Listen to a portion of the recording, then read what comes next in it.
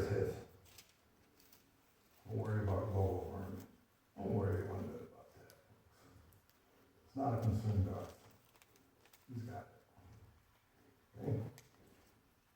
Why does the world worry about it? Because it says they rather worship the created thing rather than the creator.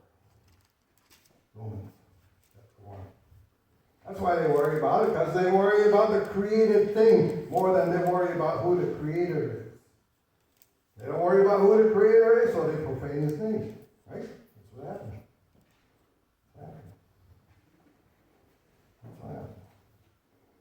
So, you have this council, right? Back to our scriptures here. Council of men, 72 men, plus one high priest. Plus the guards all around that are there watching this thing. I don't know how many people, 80, maybe 80, 90 people standing around in this trial. Condemning Jesus to death. Why? It's all politics. We talked about that, right? Remember that? It's all politics. All politics. He was a threat to their livelihood. He was a threat to the way they thought. He was a threat to everything they stood for in their world. Now, within that little group of these 70 men who are judging Jesus are priests, Pharisees, Sadducees. You can also translate that. Within that group right there were rabbis, because some of them were the rabbis, some of them were the scribes. You know what the scribes were in those days? Experts in the Old Testament. Scribes were experts in the Old Testament. We would call them lawyers today. Lawyers. They had all kinds of lawyers. Experts in the law. And they're all making this judgment. But it was a judgment that was already pre-made. Remember that? Let's just review that. That pre-made judgment, John chapter 11. Let's read that for a minute here. The pre-made judgment, John chapter 11.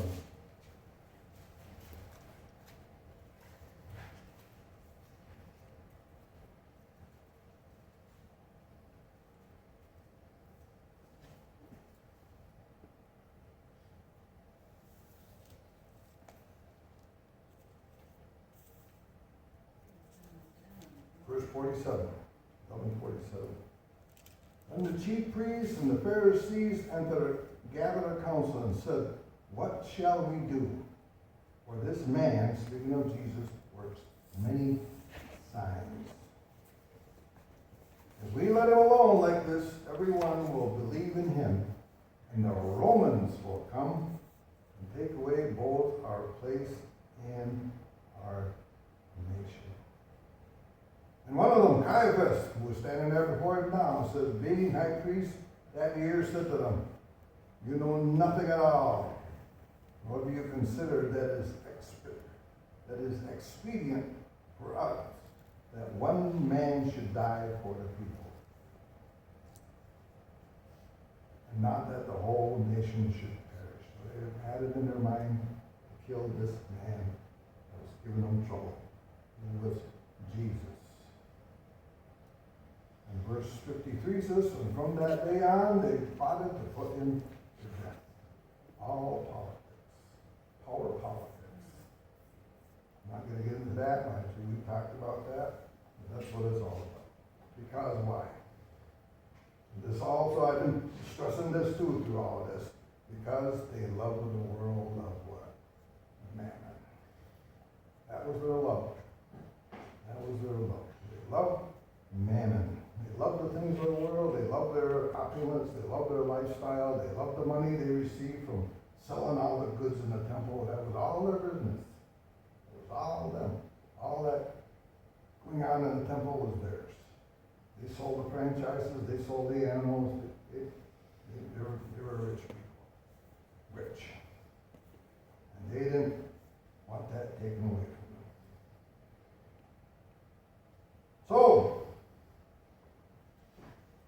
to our text, they said, Matthew 26, verse 66. Old lad reads verse 65 again. He has spoken blasphemy. They're accusing him of blasphemy. What further need do we have of witnesses? Look now, you have heard his blasphemy. And the high priest says, what do you think? And there they are, the 70 guys. They answered and said what? He is deserving of death. He is deserving of death. According to the Old Testament law, the penalty for blasphemy was you get stoned.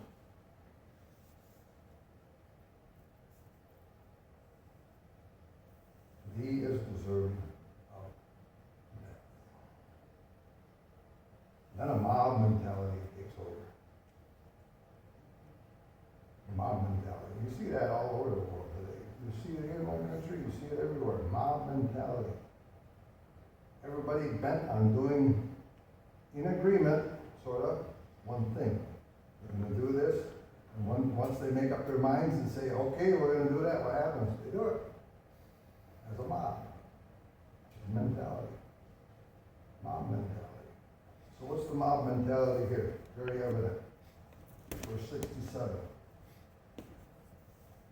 And they spat in his face and beat him. Others struck him with the palms of their hands, saying, prophesy to us, Christ, who is the one who struck you? Mark puts it this way. Mark 14:65, and some of them began to spit on him, and to blindfold him, put a blindfold on him, to beat him, and say to him, prophesy. And the officers who struck him, with the palms of their hands. The council started beating on him, and the soldiers that were the guards around him started whacking him too. You can add Luke 22:63 to that. It says, now the men who held Jesus mocked him and beat him.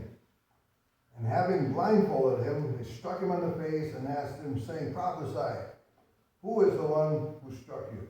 And many other things they blasphemously spoke against him. There it is. See that? And many other things they blasphemously spoke against him. So they were the ones actually committing the blasphemy. And that we know. You know, it takes me all the way back to just one thing Jesus said, and I'll leave it there. Luke 22. When he got arrested, betrayed, arrested in the garden, soldiers came, he spoke to them all, and they were ready to wait. Luke 22:53, he said this, when I was daily with you in the temple, you did not try to seize me. He says, for 3 years, you can paraphrase that, for 3 years I've been speaking, just like you said earlier in John said, I told you already who I am. I told you, I've spoken openly. Openly I told you all these things. You didn't seize me then. And he said, but this is your hour. Saying to the Pharisees, the religious leaders, all those folks. This is your hour. And the power of darkness. See that? See that? Now, I could probably speak for another couple hours on it. But I gotta say this.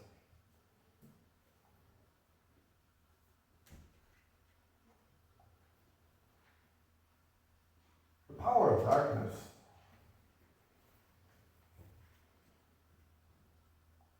is that Jesus allowed this to happen. Part of the plan. Right? Who said that? This is what's going to happen. This is what I came for. This is like darkness. It seems evil. It looks evil. It is evil. You guys killing me. It's evil. Murder.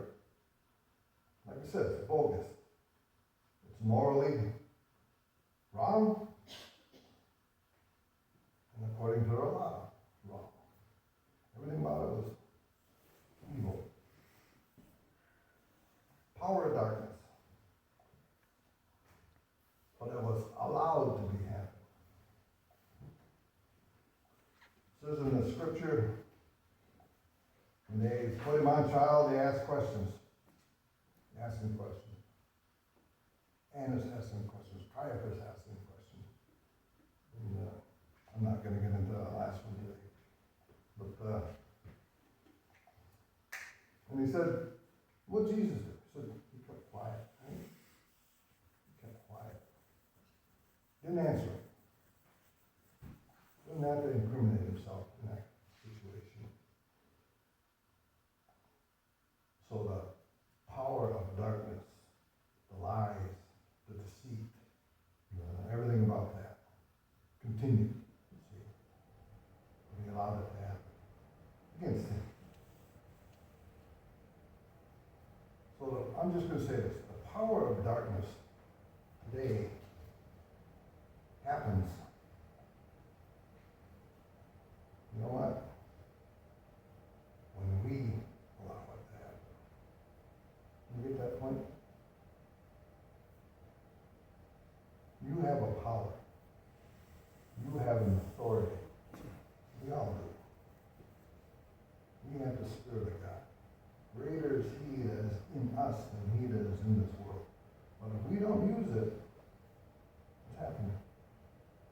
We're allowing darkness to keep moving.